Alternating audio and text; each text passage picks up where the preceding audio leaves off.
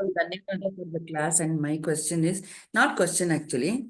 You're telling functions of pramanas, and you give one specific uh, word or one expression for each type of function, like anadhigatam and abaditam. For the first one, the pramana helps me gain specific information or knowledge. Is there one specific word for that also? His word is anadhigatam. What is anadhigatam? One organ cannot do the job of another organ. Like for example, eye and ear. For that, I have written anadhigatam. Yeah, that is the both come in that. One organ is getting one specific data, and it cannot get data of others. It's anadhigatam. It's the king in its area. It is the king. One question. I think that's all. I had written down one more question. I'm not able to find it. Sure, if you When I remember, call. when I get it, I'll raise my hand again. Please do that. Haraprasad Shastri.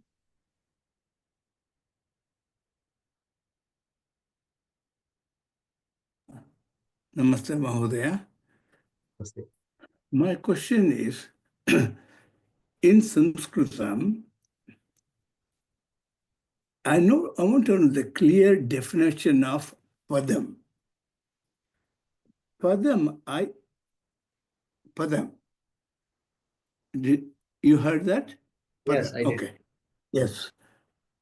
Now, when a pratipadikam is declined, you get 21 forms of that pratipadikam and 21 words. All the declined things are words, so there are 21 words. But pratipadikam is not a word by itself, but only the declined form. Now, if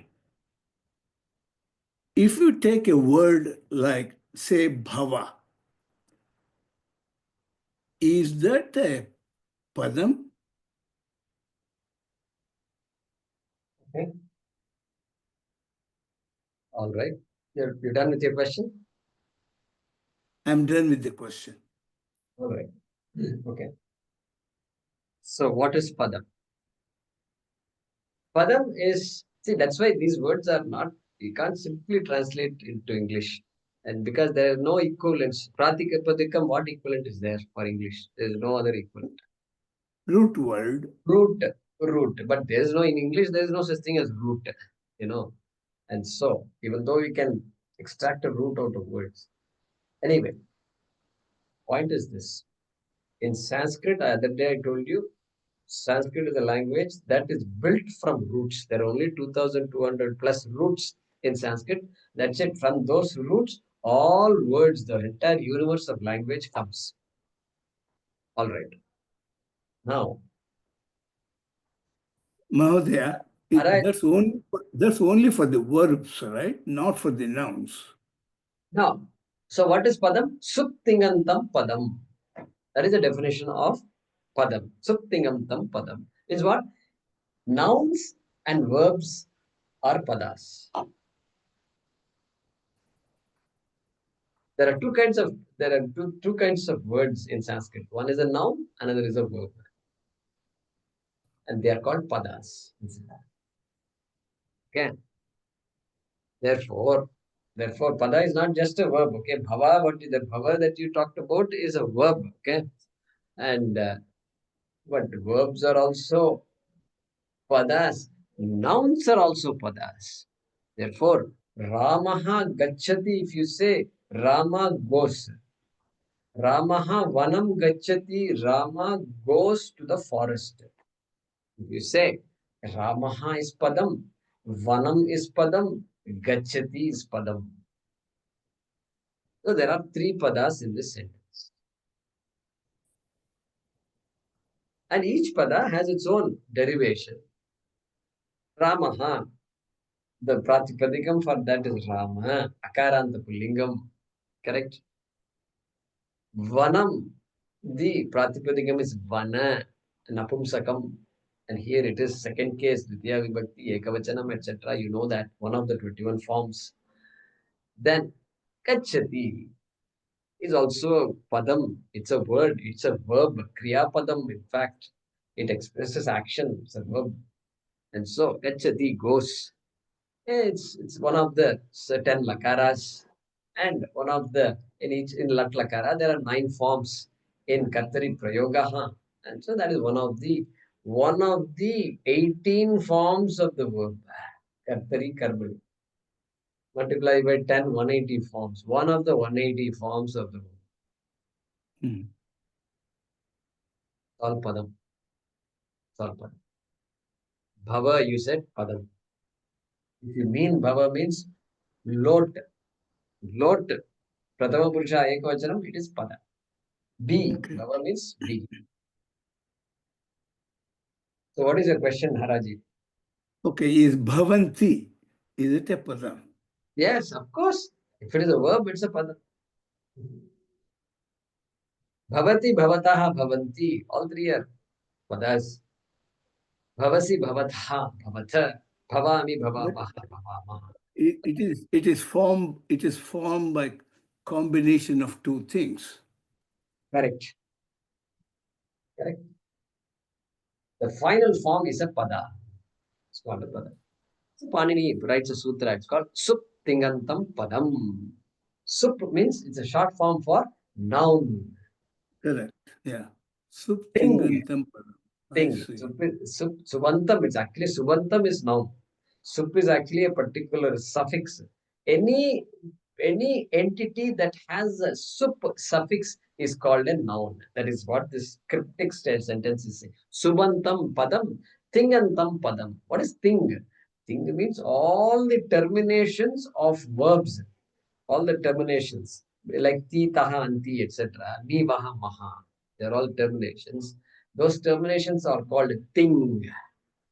That's the beauty of Panini. Ting. So all verbs are called tingantam. Means what?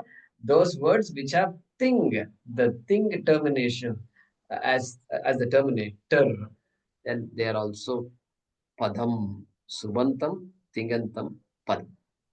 Nouns and verbs, which is all Sanskrit has. These are the only 2 kinds of words. They are called padas. Okay. All right. In short, every word in Sanskrit is called a pada. Okay. Add bhava plus anti. What does it become? Okay, bhava. Okay, so now you're asking. See, I took your bhava to be tripta bhava. Tripta bhava is a word. That bhava I took.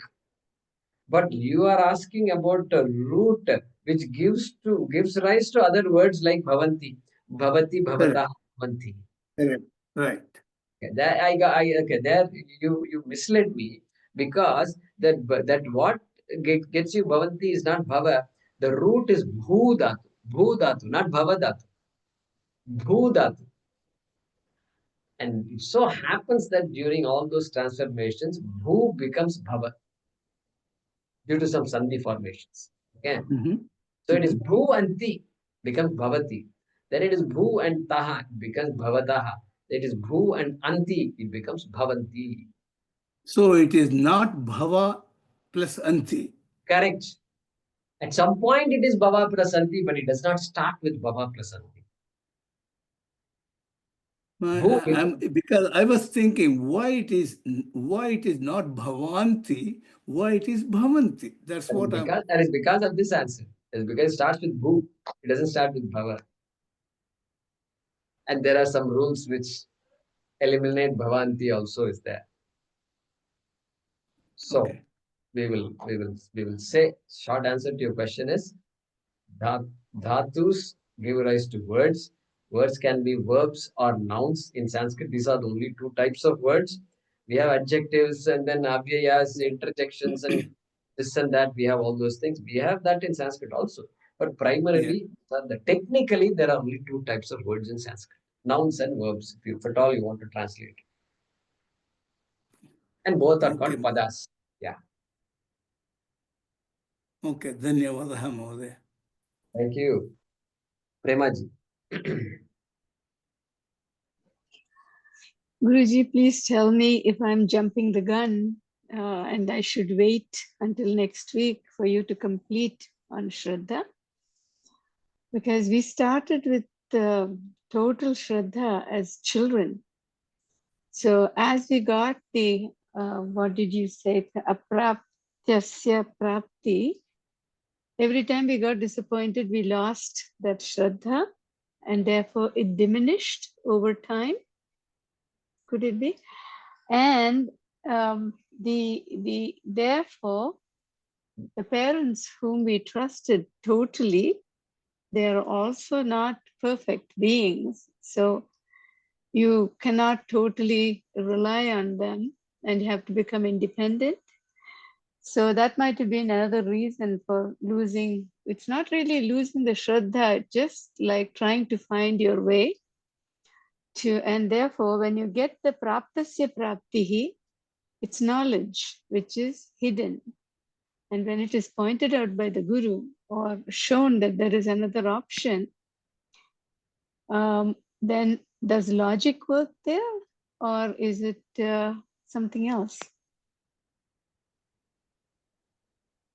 Does logic work in this Brahma Vidya? Is that your question?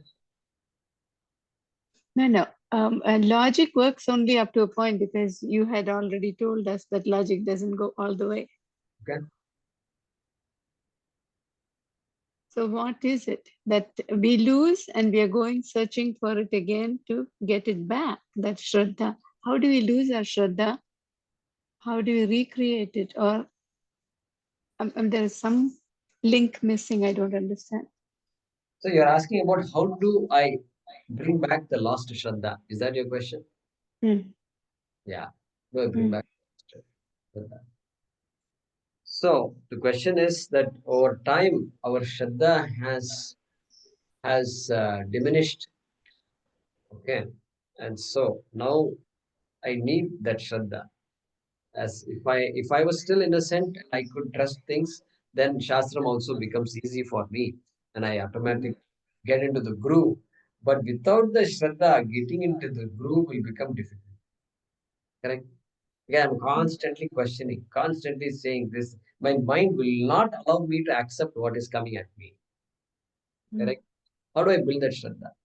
Yeah, Shraddha takes a while to build. One has to be around people you can trust. One has to be around people who can be my role models. Then I will begin to, at least I have one person to trust. In fact, Premaji, I'll tell you one thing. Marriage is a necessity. You know why? Because I've lost my Shraddha. I don't trust anybody. At least in marriage, I have one person that I can trust. I means the person. One person. The person needs only one other person to trust in the whole universe. The universe can go wherever it wants to go, but all the person needs is only one person to trust, and the marriage can become a great. The marriage can be great. Correct? It can be great because that one person trusts me. It is enough if one person trusts me. We can make it. One person has to say, "Don't worry, we'll make it through this." That's it. One person has to say that. That's all. Then I'm fine. Correct? We'll make through this also. Don't worry. You're worrying too much. Abba. If somebody says like that, then I feel nobody. I know so many people, but nobody is of any help. But that one person tells me means I'm fine. Correct? Suddenly I'm fine. No, don't worry. I think you're worrying too much. That's it. Those words are enough. Therefore, that Shraddha, Ashraddha that is there, it slowly gets converted to Shraddha when I have a person who provides me unconditional love and to whom I can give trust. That unconditional love creates the trust in me and it nourishes the Shraddha that is there in me. And that Shraddha, of course, has to go to other people also. I can't be a distrusting person all my life. That is not going to help me at all. So, yeah, the hope is that it will become, I'll become a normal person in time. There's no formula for this. I just need to be with role models with values that I espouse. I want that value also. That's why we say innocence is a good value. Innocence is complete Shraddha, 100% Shraddha. Innocence.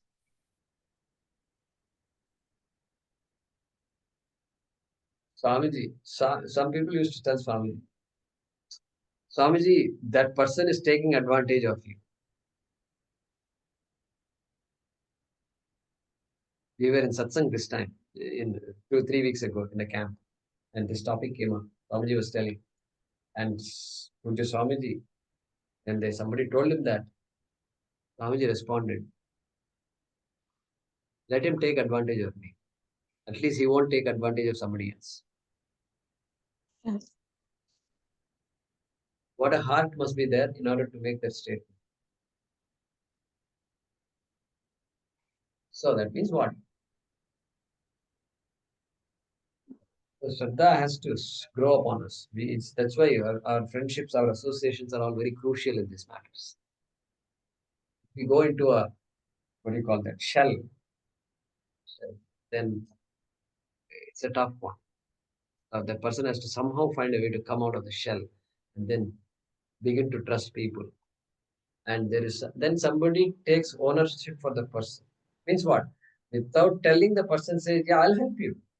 Come and talk to me. That thing is needed in ours. We need this amongst us also. Yeah, call me anytime you want. We must have the courage to say it. Because everybody is busy and this and that. But just those words, call me anytime. Not that that person is going to call you all the time.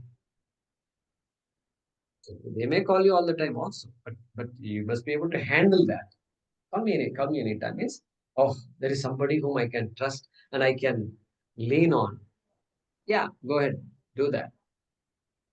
It doesn't mean I'm going to just do all your jobs. You have to be responsible. I'll teach you what accountability is if needed. I'll teach you what responsibility is. But just those words, call me anytime. Then the trust, that person could not trust anybody. Really, I mean, it is there all the time. It is happening. I meet people and there are people who can't trust. I offered somebody some help. They rejected the help. That person needed this help.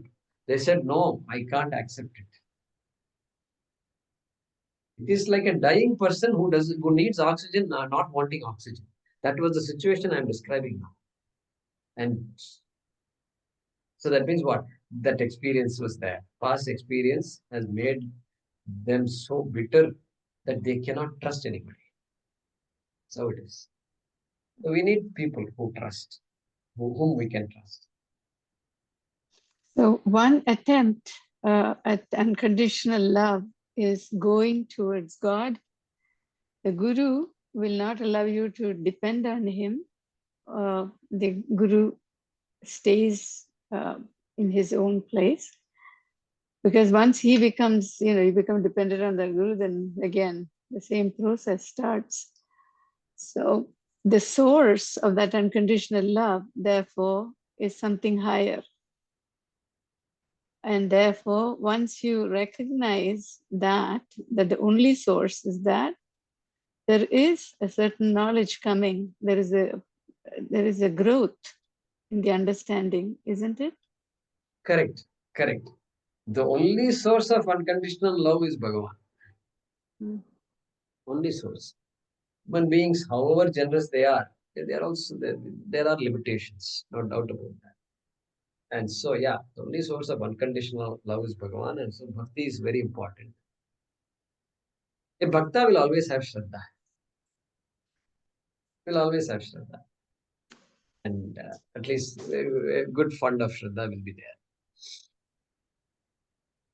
You're correct.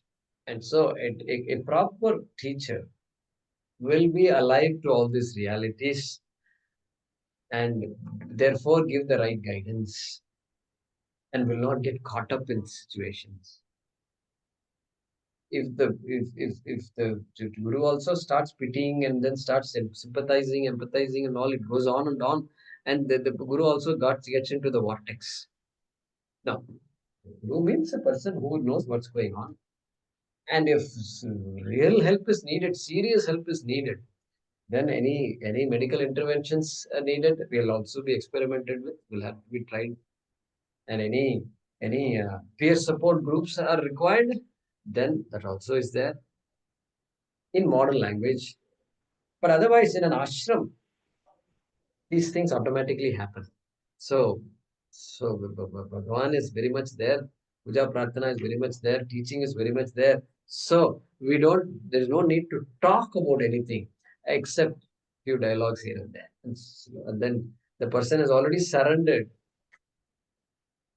to Dakshinamurti, to Parameshwari, and to Guru. And then magic happens after. Without using any technical words, magic happens. That's my observation from all these years. And that is the pramanam right there.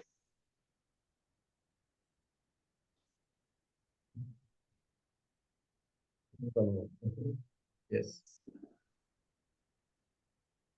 Thank you, Guruji. Guruji, I have a question. Now, when you're talking about the situation where, like about Ahobilam, that place, you have heard about it, had some knowledge, and then that is like a secondary evidence, and then you go and see it is the primary evidence. I'm thinking, like, is it like, like you have heard it is paroksha, and then when you go and see it will be pratyaksha, that is in the material world, but for Atma, it is aparoksha, right? Like, so how do you do that? That paroksha, to convert it to aparoksha, it is different in case of Atma. It's easy in the material world. So the only pramanam is Shabda pramanam. And sometimes if it doesn't happen, then obviously the Shraddha is going to be, it is difficult. So what keeps you going in that path? What is that keeps you going till you reach that? Yeah, so that is what Shakra is talking. This adhikaritvam is important, and why we are spending so much time on this is because these are all needed to answer your question. This is what is needed to keep us in this path. Okay. Sadhana chatushtayam, adhikaritvam, vivekam, vairagam, shamadhi, shatka, sampatti, mumukshutvam. This is it. This is the answer to your question. This is what will keep me in this track. This is what is needed. Okay. Ananya, Bhakti and all Krishna talked about. And so, all those things are brought in. And then Sri Krishna also says, like, if you don't have Shraddha, he says, like, samshayatma vinashyati, like, you have to have Shraddha. Shraddhavan labhate jnanam is the one. Then he says, agnascha ashraddhadan, agnascha shraddhadanascha samshayatma vinashyati. Correct. So is it that harmful as like Shraddha, like it just leads to not, you don't even get happiness here nor in the other world. That's what he says. So that is like it's so important. That's from Bhagavad Gita, but it's difficult to keep on having that when you have been there for years together, and then sometimes you feel, what am I doing? Yes. So how do you bring it back? Yes, that possibility is there. So when something like that happens, I have to work on again the same thing: Viveka, Vairagyam, Shamadamadi, and Mumuksha. I question not the Shastra. I even can't question the Guru. Okay. Because when other people are benefiting from the Guru, and I am not benefiting, if I claim that I am not benefiting, that's not a true statement. But even if I say it is true statement, because so much after so many years, some change must have happened to the person. And the person is not going to get anything better than this anywhere else. Because there is nothing other than Aham Brahmasmi, better than Aham Brahmasmi, what statement anybody can come up with. Nothing. Therefore, this is ultimate. And so, I may be lacking Shraddha because of my background. Shraddha, no guarantee that everybody has 100% Shraddha. And so that pursuit will get the Shraddha for me. As I study, the Shraddha also will come. Because words are like that. The teaching is like that. The content is like that. And therefore, it cannot but invoke love in me, bhakti in me, and Shraddha in me. It cannot but do that. Mm. Just what am I doing? Why that question is a knee-jerk reaction, because we are all used to thinking we have to get some benefit, and kuch na kuch matlab hona hai, and that is not happening. On top of that, I have to prove to myself the studies, this time spent on this front of this computer is useful, and there are so many people pointing fingers at me. I have to defend myself also, and so the too many pressures are there. So we say, let go of all that. That will all be there, but something will definitely happen to me. That is Shastra. That is Shastra. Shashanat Rayate iti Shastra. So I think it is better. I mean, if this is a serious issue, then we have to have a one-on-one discussion. We means not you and me. That person who has that question Yeah, must have a one-on-one discussion with the guru, right? If it is really a serious concern, because it is a problem. If a concern is a concern, you can't just get it out of your head. It's a concern. But otherwise, you let go and then you allow the journey to happen. Parthanaiveha namutra vinashastasya vidyate. Correct. Nahi kalyanakrit kaschit durgatim tata gacchati. What a beautiful statement. I hang on to that statement. Say, yeah, the time I've spent with the Shastram cannot be a waste of. That's it. So Shravanam is important. Keep on listening. Yes. Yes. Okay. That is what opens me up. That is the only thing that blossoms the flower in me. Slowly and steadily it will blossom. So Thank you, that's Guruji. based on my experience, Mohaniji. Yeah, thank you, Guruji. Yeah. I kind of is you just continue the path. Sometimes there might be setbacks, there might be problems, but continue. Yes. A little bit shaky, but it will go. It will keep on. I mean, somewhere you will be able to get it. Correct. Because all of us have different backgrounds. All of us have Yes. different backgrounds. Just because we are all in the same class doesn't mean we are all equals in that sense. We are all unequals, really speaking. Because backgrounds are varied. One may have a lot of past trauma. One may be emotionally completely sound. Sound with no baggage at all. Other person has a lot of baggage. So what do? Two different people, two different types of symptoms, two different types of responses. Everything is different. Approach will be different. One person will look at it objectively, other person will find it extremely difficult to look at it objectively because of the background. Baggage is there. The baggage will not will not allow the person to look at things objectively. Not possible. Yeah. Okay. We understand Thank all.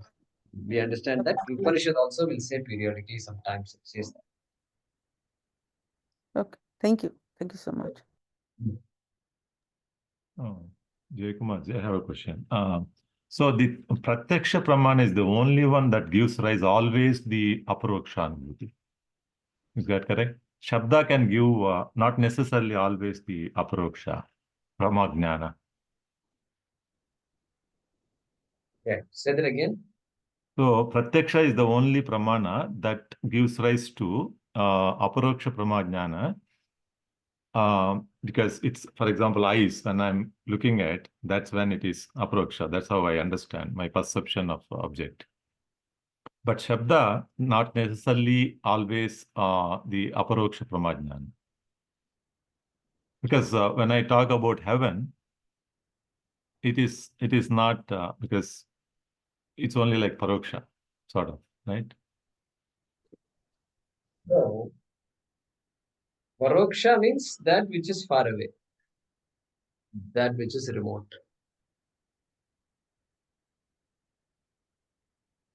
Sometimes Pratyaksha can make you see Paroksha also.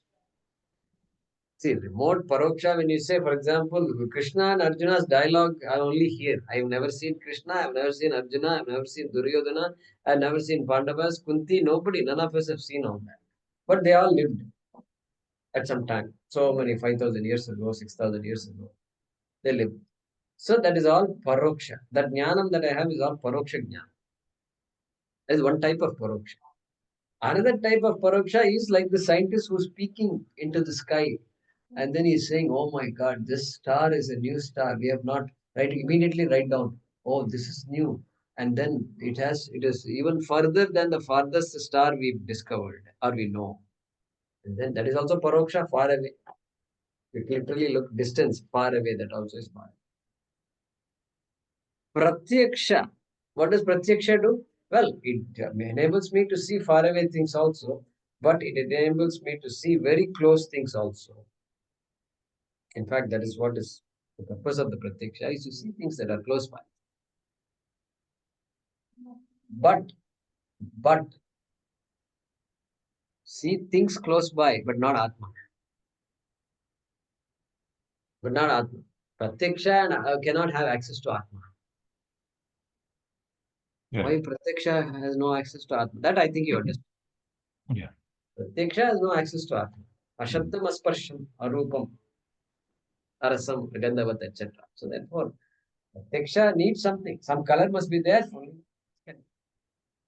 Some sound must be there. Only then ears can pick. Soundless thing, ears can't access. Therefore, we say that paroksham, pratyaksham, all these are out of scope of Shabda. Shabda comes into play only for aparoksham. Only for aparoksham. The examples we give, okay, glasses and all, we give an example. That is just an example. And even though glass requires paroksham, it requires paroksham. It requires eyes to see glasses. It requires touch to understand, oh, my glasses are here. Correct? Sense organ is required. But that is an example, that's all. But in our case, Atma cannot be touched. You don't have to touch Atma, see Atma and all that. And so that Shabda Pramanam, hey, you are what you're seeking, is a beautiful statement. That knowledge gives me the knowledge of that aparoksham. What is aparoksham? It is apratyaksham. It is aparoksham. Paroksham includes apratyaksham also. Paroksham is not pratyaksham. Paroksham, when I say it is opposite of paroksham, far away. It is opposite of pratyaksham, very near also. It is the self. It is more than very near also. Okay. Yeah, that part is clear. I mean, aparoksha is clear. What Yeah. what I was saying is this Sabda Pramana is actually also gives paroksha as well as aparoksha. Paroksha example is like, for example, heaven. So that is what I'm saying. Paroksha example, you want me to give an example? What you said? You said heaven, you said? It's heaven through Shabda Pramana, which is called the paroksha pramajnana. Okay, that is fine. Heaven, karma, karma phalam, etc. is Sabda Pramana.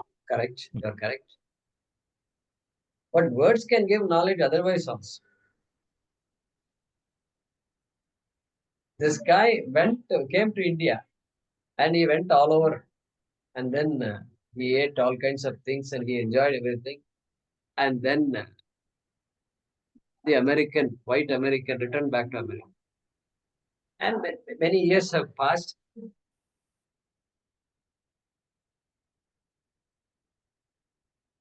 Guruji, you muted. Muted. Talking to someone. So that We guy can't hear you, Guruji. Yeah, now I'm talking. Okay. So he returns to America. Then many years have passed. And then Prasad Gurujala and he are talking. And I spent almost a year in India and all, and they're talking about all the experience. That means you would you like to have jackfruit? They're having something. They're having some food and all that. And then he says, Prasad says, how do you like this food? Oh, this is good. So good. I had it when I was in India. This is jackfruit. Oh, this is jackfruit? He says. That American says, this is jackfruit? Because other day he said, I don't know what jackfruit is. But this is jackfruit means what? Shabda Praman. This is jackfruit. Means what? He has experience of jackfruit, but he doesn't know what jackfruit is. Then words reveal. Only words can reveal. Prasad's words that this, what you're eating just now that I gave you, this is jackfruit. Oh, this is what is jackfruit. I used to wonder what is this jackfruit, fruit, and that I didn't know, like that he was saying. Shabda Praman. Shabda Pramanam we use all the time. We use all the time. Without our knowledge, we use. Where the person says, aha, that means the Shabda Pramanam. So the other statement I was talking in, so this is clear. The Pratyaksha Pramana is the only one I said which gives rise to the Aparoksha Pramajnana. But you said it also gives the Aparoksha also, right? That is what... Repeat sorry, that again, please. Paroksha. So what I said in the beginning was about Pratyaksha Pramana, which is the only one which gives rise to Aparoksha Pramajnana. But based on understanding from what you said, it actually also gives Paroksha Pramajnana. Right? That is the only thing which I wanted to be clear again. The Aparoksha is, we are in sync, I think, based on what I... yeah. Shabda Pramanam, Shabda can be a Pramanam to validate Pratyaksha Jnana. Pratyaksha Pramana Prapta Jnana. The person knew he's had jackfruit, but he doesn't know, he says, I don't know jackfruit. Yeah. How do you go from, I've eaten jackfruit, but I don't know what jackfruit is? Only Shabda can make that difference. Because nobody was there to tell him this is jackfruit when he was eating jackfruit 10 years ago. And he thought he never knew what jackfruit was. But actually, he not only he knows it very well, he's eaten jackfruit also. Very Shabda Pramanam. Yeah, Shabda Pramanam is used by us. Soyam Deva Dattaha. The other day when I gave an example.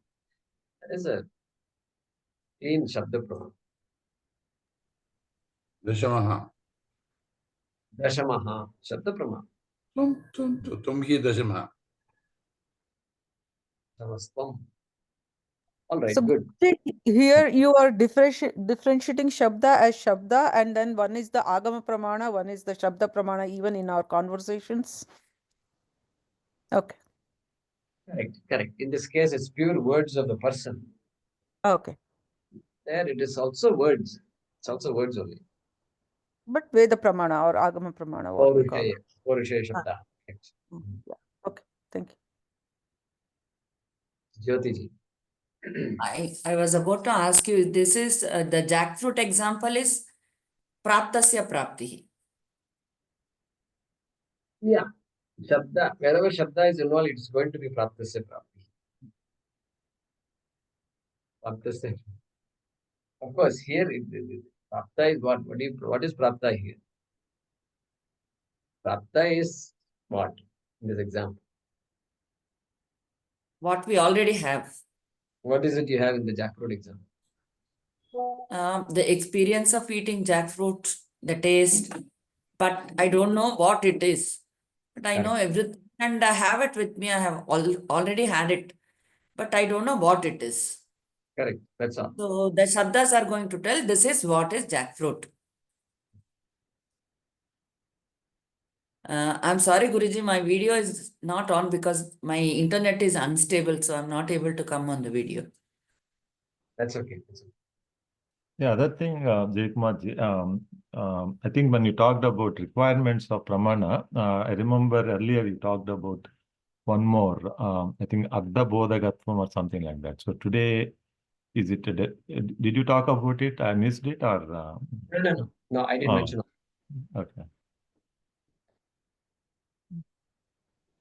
Okay.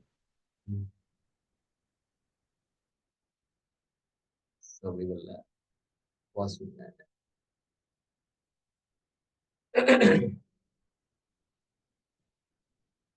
Om Namo Bhagavate Vasudevaya Dhanmantarye Amrita Kalasha Hastaya Sarvamaya Vinashanaya त्रैलोक्यनाथाय Shri महाविष्णवे नमः.